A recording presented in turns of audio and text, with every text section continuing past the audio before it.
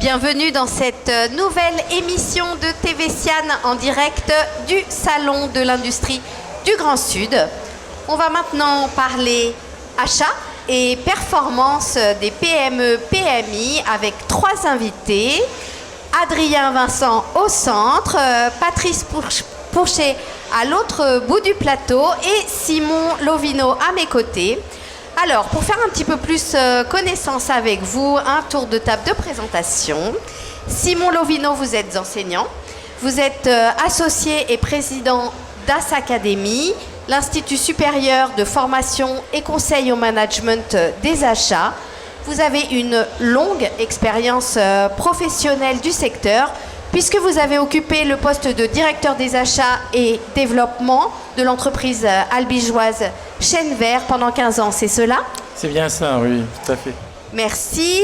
Alors, pour votre part, Patrice Pourchet, vous êtes directeur du cycle Achat à l'ESSEC Paris. Vous êtes associé de la société de conseil en achat ECA et également associé d'AS Academy. Tout à fait, c'est parfait. Parfait. Et vous, Adrien Vincent, vous êtes directeur de Freelancer, une société et un site qui met en lien freelance et entreprise sur un certain nombre de métiers. Vous allez nous en parler. Tout à fait. En tout cas, vous avez tous les 3 fait l'analyse que les entreprises dépensent en moyenne 50% de leur chiffre d'affaires pour acquérir des biens et des services pour leur permettre de produire et fonctionner. Et vous avez constaté que souvent, les achats mal conduits pouvaient entraîner des pertes et augmenter les risques. C'est pourquoi vous avez décidé de lancer sur ce salon le projet Compétitivité PME-PMI 2019. Est-ce que c'est bien ça? Nous sommes tout à fait en phase avec ce que vous venez de déclarer. Pourquoi en être venu à cette initiative, Monsieur Lovino? Alors, une chose est très simple. Durant notre parcours professionnel, nous avons souvent travaillé avec des PME-PMI. Et la vraie difficulté, c'est d'aider ces entreprises à progresser et à accéder à des nouveaux marchés d'un point de vue domestique et d'un point de vue international. Et on s'apercevait aussi qu'ils ont besoin d'un petit coup de pouce. Ce petit coup de pouce étant parfois acheteur ou dans des directions de grands groupes, nous avons su le faire et pu le faire avec beaucoup de difficultés, notamment convaincre nos actionnaires, convaincre nos dirigeants.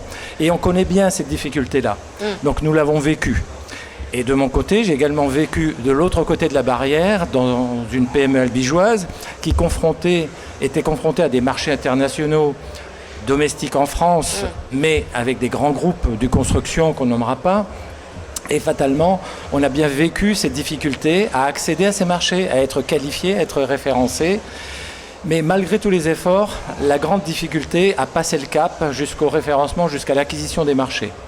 D'où ce petit clin d'œil que l'on souhaite faire sur des entreprises locales, notamment, parce que dans notre ADN, nous sommes une association loi 1901, et cette association loi 1901 est également adossée à des valeurs. Ces valeurs qui sont l'éthique, la déontologie, surtout dans nos métiers exposés que sont les acheteurs. C'est clair. C'est ce que nous faisons, ce sont des grands messages que nous délivrons à nos étudiants également, pour leur permettre également d'avoir le savoir-être dont est indispensable ce métier et cette fonction. Un complément, messieurs, sur cette initiative. Pourquoi, Patrice Pourchet? Pour cette initiative, ce qui était très important, c'est d'apporter aussi à ces PME-PMI l'accès à des ressources et l'accès à des compétences qu'elles ne pouvaient pas forcément acquérir d'une manière classique, dirons-nous. Il y a toujours un peu ce regard, vous savez, du asymétrique, je suis une PME, je suis un grand groupe, je ne parle pas parce que voilà. Et nous avons aussi noté que depuis quelque temps, il y avait une volonté, vous savez, comme je dis souvent, c'est je suis une petite, mais je veux faire comme une grande. Et je trouve que c'est important parce que face au marché, à la concurrence, à la compétitivité, ils ont les mêmes, dirons-nous, questions que ces grands groupes, mais pas du tout les mêmes ressources. Et en plus, on a noté que le fruit de notre expérience, et aussi nos rencontres et tous les éléments de formation qu'on faisait, qu'il y avait une attente pour se dire, mais moi je veux acquérir de nouveaux marchés, moi je veux durer, moi je veux, mais comment je fais pour la ressource et comment je fais pour travailler sur cette fonction alors que je n'ai pas forcément les moyens de me renforcer, de me structurer autour d'une fonction achat parce que j'ai des besoins en qualité, en production, en commercial, etc. Donc, cette association, c'était de dire, indépendamment, c'est d'abord agréger de la connaissance, de l'expertise et des ressources. Et après, et là, c'est la présence d'Adrien est important, c'est comment permettre dirons-nous, à des personnes, à des entités, d'accéder à cette ressource avec des moyens, dirons-nous, modernes, contemporains, et dans lequel il y avait ce qui accompagnait aussi, parce qu'on a eu ça aussi, ce sentiment-là, d'une transformation dans les rapports entre clients et fournisseurs. Et il y avait peut-être aujourd'hui de nouveaux moyens pour accéder à ces ressources. Je vous laisse compléter, Adrien Vincent, et peut-être nous dire quel est votre rôle dans ce projet. Bien sûr, ouais, on peut parler déjà de notre rôle à nous, c'est-à-dire qu'on est à la croisée des chemins entre les très petits et les moyens et les très grands. Les très petits étant les freelances, hein, les indépendants, et les plus grands étant la PME, la PMI, jusqu'aux grands groupes. Donc notre métier chez Freelancer, c'est de connecter le monde de ces tout petits au monde des très grands, avec au milieu des process achats qui ne sont pas évidents, d'une part pour les acheteurs, c'est-à-dire comment acheter un freelance, comment acheter une expertise. C'est pas évident parce que c'est relativement nouveau dans les process achats des grandes organisations et des moins grandes.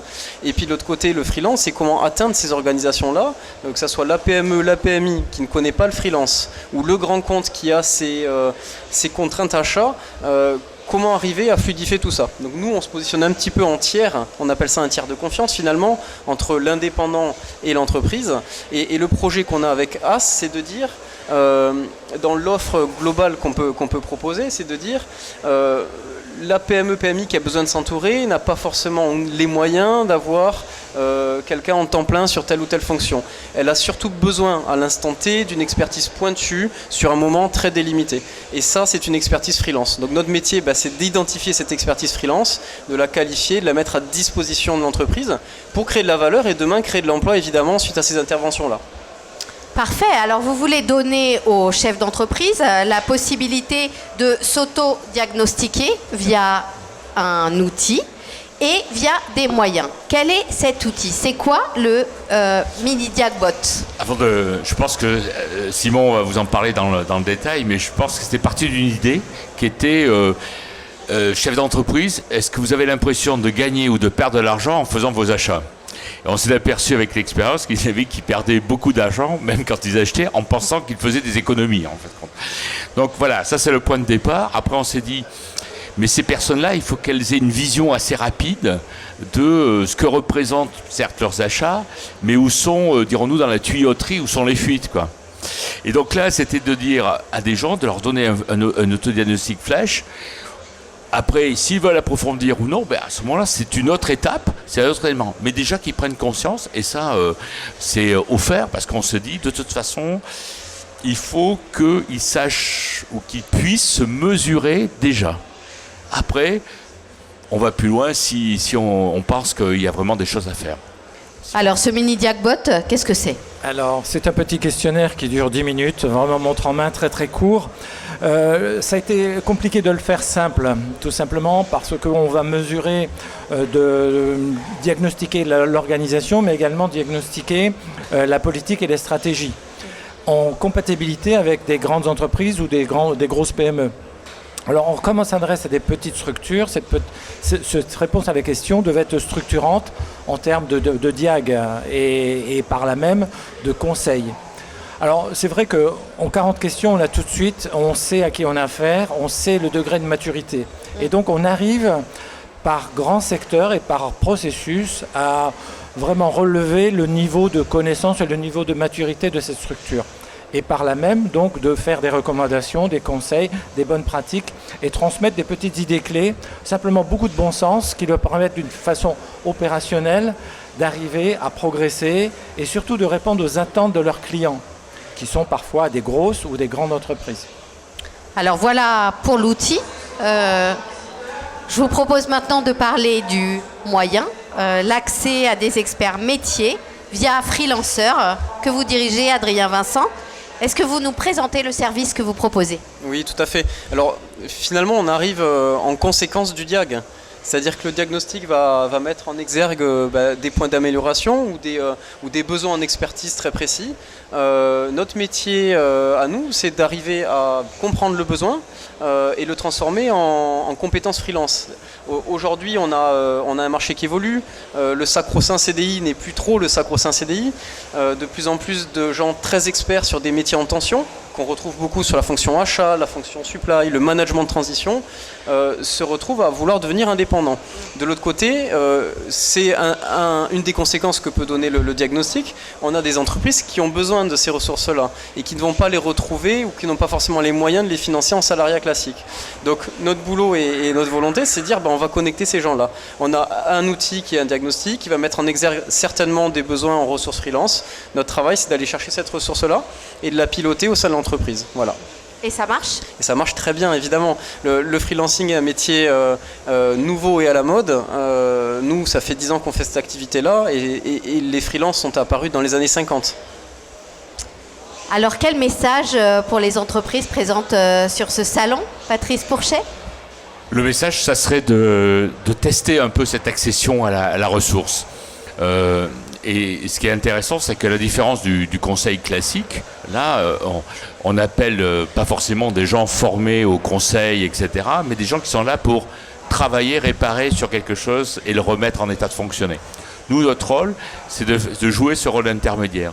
Tout à l'heure, on voit bien, en fait, c'est une relation un peu tripartite. Vous avez les fonctions achats ou l'entreprise, vous avez les prestataires et vous avez Freelancer Ace qui est là. Donc c'est une relation tripartite et Freelancer Ace joue le rôle de tiers de confiance, comme disait Adrien. Après, l'entreprise va être sûre d'avoir une ressource qui est une ressource, dirons-nous, concrète et proche de ses réalités. Ce qui ne veut pas dire qu'elle ne dira pas, voilà, il faudrait explorer telle ou telle piste, ou etc.